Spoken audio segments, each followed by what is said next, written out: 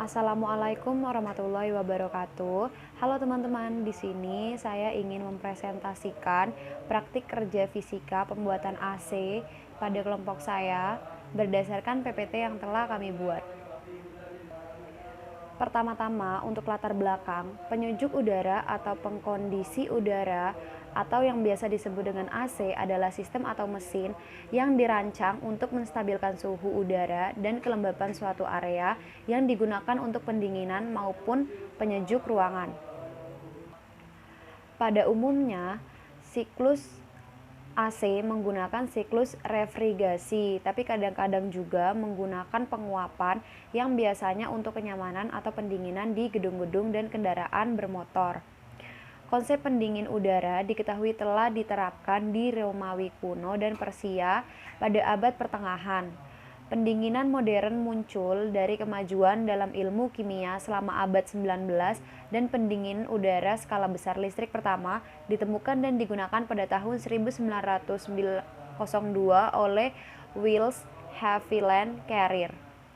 Di antara kita mungkin sudah banyak yang mengenal AC karena AC bukan lagi barang yang langka dan hanya dapat dilihat di tempat tertentu. Itu sudah bukan, karena AC itu sekarang banyak digunakan hampir di setiap tempat, yaitu seperti gedung-gedung, sekolah, kantor, rumah, dan lain-lain.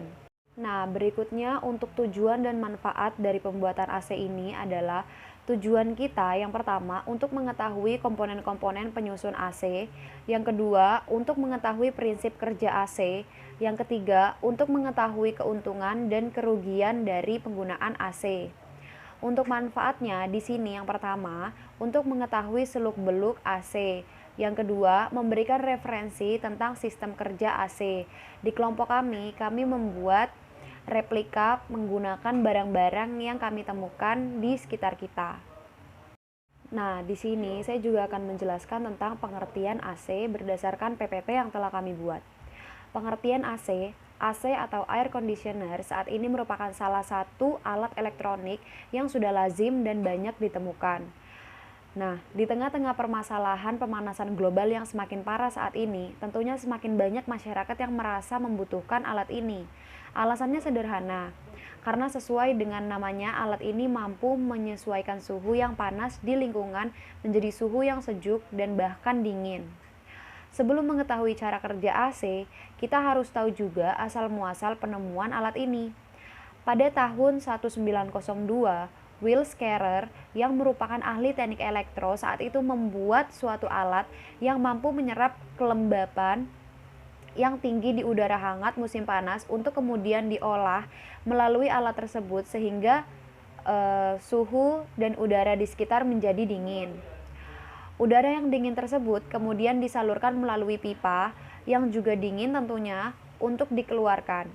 Saat itulah kemudian Carrier menyadari bahwa ia telah menemukan suatu alat yang sangat potensial untuk umat manusia, yaitu pendingin udara. Di sini saya melanjutkan presentasi dari Aisyah Nurofik. Saya dan Rizky Darmawan ingin membahas tentang konsep fisika. Yang pertama itu ada termodinamika. Cabang ilmu fisika ini mempelajari suatu pertukaran energi dalam bentuk kalor dan kerja. Sistem pembatas dan lingkungan aplikasi ini dan penerapan termodinamika bisa terjadi pada tubuh manusia.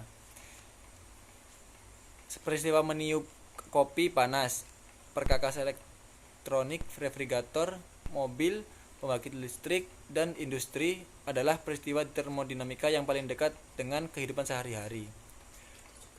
Begitu juga AC yang kami buat. Dan juga ada gerak melingkar. Gerak melingkar adalah gerak suatu benda yang membentuk lintasan berupa lingkaran mengelilingi suatu titik tetap agar suatu benda dapat bergerak melingkar. Ia membutuhkan adanya gaya yang selalu membelokkannya menuju pusat lintasan lingkaran. Seperti terjadi di AC yaitu blower salah satunya. Lalu yang ketiga konversi. Konversi cairan menjadi udara secara alami akan menyebabkan penyerapan panas. Hal ini disebut dengan fase konversi. AC memanfaatkan suatu campuran kimia sehingga menciptakan lingkungan tertutup di mana di dalamnya terjadi penguapan dan kondensasi secara berulang kali. Dan itu terjadi AC saat di dalam ruangan. Dia menyerap udara panas dan mengeluarkan udara dingin. Lalu yang keempat yaitu dinamo. Dinamo adalah generator listrik pertama yang mampu mengantarkan tenaga untuk industri dan masih merupakan generator terpenting yang digunakan pada abad ke-21. Dinamo menggunakan prinsip elektromagnetisme untuk mengubah putaran mekanik menjadi listrik arus bolak-balik.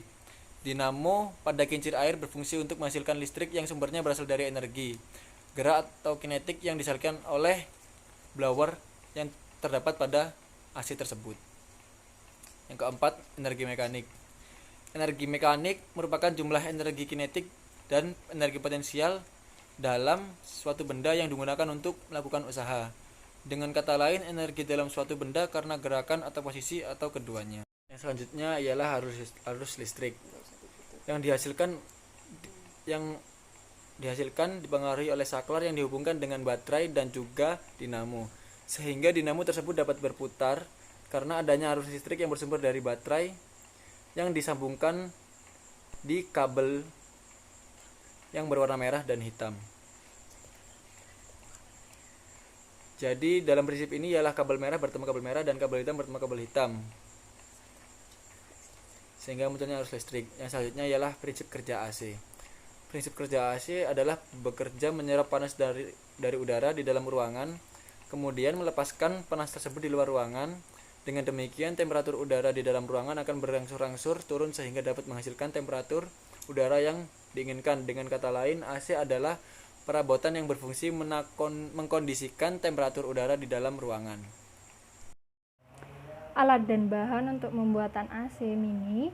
Yang pertama ada kertas. Kita menggunakan kertas kalender yang dipotong lingkaran dan dibentuk baling-baling sebanyak 4 buah. 3-4 buah.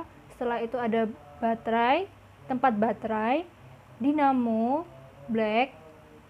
Setelah itu ada saklar, kabel merah dan kabel hitam. Lalu ada gunting, lem tembak, lem gil atau lem setan. Setelah itu lem kertas.